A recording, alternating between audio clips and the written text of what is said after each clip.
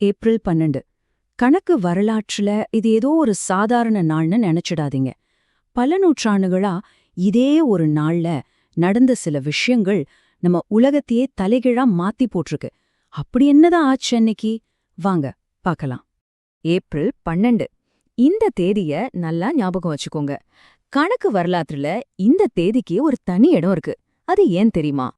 பாருங்க, ஒரே ஒரு நாள், ஆனா பல நூற்றாண்டுகள், பல நாடுகள், அன்னிக்கு வாழ்ந்த சில பிரில்லியன்ட் மைண்ட்ஸ் நம்ம உலகத்தையே மொத்தமா மாத்திட்டாங்க. யார் அவங்க? ஒவ்வொருத்தரா பார்க்கலாம் வாங்க. சரி வாங்க, நம்மளோட முதல் மர்மத்துக்குள்ள போலாம். இது பல வருஷமா தீர்க்கவே முடியாத ஒரு கணக்கு புதிர். கிட்டத்தட்ட 2000 வருஷமா பெரிய பெரிய கணக்கு மேதைகள் எல்லாம் ஒரு புகழ்பெற்ற ஜியாமெட்ரி புதிர தீர்க்க முயற்சி செஞ்சாங்க.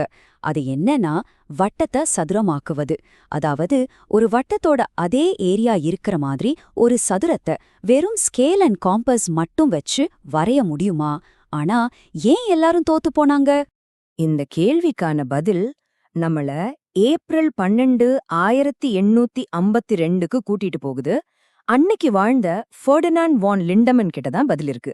ஏன்னா இந்த லிண்டேமேன் தான் முதல்ல பைங்கிற எண் ஒரு டிரான்சென்டென்டல் நம்பர்னு நிரூபிச்சாரு. டிரான்சென்டென்டல் நம்பர்னா என்ன? சிம்பிளா சொல்லணும்னா பையே எந்த ஒரு சாதாரண அல்ஜீப்ரா சமன்பாட்டுக்கும் தீர்வா கொண்டு வர முடியாது. இப்ப x² = 4னா x 2ன்னு ஈஸியா சொல்லிடலாம் இல்லையா? ஆனா பைக்கு அப்படி ஒரு சமன்பாடே கிடையாது. அதனாலதான் ஒரு வட்டத்தோட அதே பரப்பளவுள்ள ஒரு சதுரத்தை வெறும் ஸ்கேலையும் காம்பஸையும் வச்சு வரையவே முடியாதுங்கிறது நிரூபணமாச்சு. சோ இங்க முக்கியமான விஷயம் என்னன்னா, அவரு அந்த புதிருக்கு ஒரு பதில கண்டுபிடிக்கல. அந்த புதிர தீர்க்கவே முடியாதுங்கிறத நிரூபிச்சிட்டாரு. யோசிச்சு பாருங்க. சரி, இன்னும் நம்ம ஏப்ரல் 12ல தான் இருக்கோம். ஆனா இப்போ பல வருஷங்கள் முன்னோக்கி போறோம். பழங்கால புதிர்கள்ல இருந்து நேரா இப்போ மாடர்ன் டெக்னாலஜிக்கு ஜம்ப் பண்ணலாம். நீங்க எப்பவாச்சும் யோசிச்சிருக்கீங்களா? இப்ப வர ஏரோப்ளேன்லாம் பயங்கர பவர்ஃபுல் ஜெட் என்ஜின் வச்சிருக்கு. ஆனா முன்னாடி இருந்ததை விட ரொம்ப அமைதியா பறக்குதே, அது எப்படி?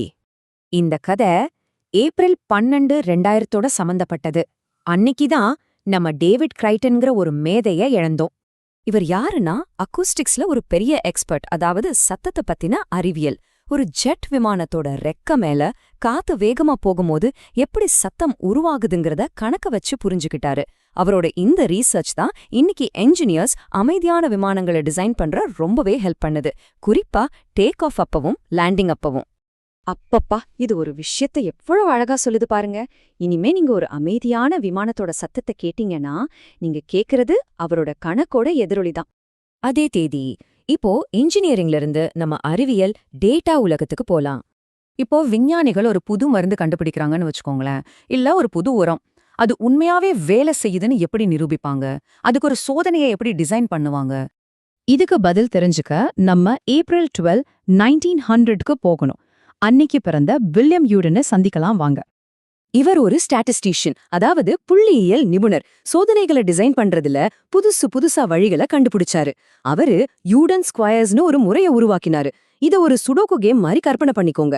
ஒவ்வொரு வரிசையிலையும் ஒவ்வொரு நிரல்லையும் எல்லா காரணிகளும் ஒரே ஒரு தடவை மட்டும்தான் வரணும். இந்த மாதிரி சோதனைகளை அமைக்கிறது மூலமா ஒரே நேரத்துல பல விஷயங்களை டெஸ்ட் பண்ணி தப்புகளை குறைச்சு நேரத்தையும் மிச்சப்படுத்த முடிஞ்சுது.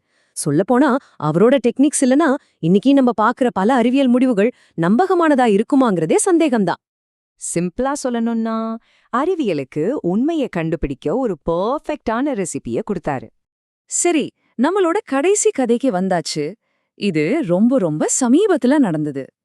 இது நம்மள இன்னைக்கு ரொம்ப கிட்ட கொண்டு வருது. இன்ஜினியர்ஸ் ஒரு புது காரை நிஜமாவே செய்யாம எப்படி 1000 தடவை கிராஷ் டெஸ்ட் பண்றாங்க? இல்ல ஒரு புது பாலத்தை கட்டாமலே ஒரு பூகம்பத்தை அது எப்படி தாங்கும்னு எப்படி டெஸ்ட் பண்றாங்க?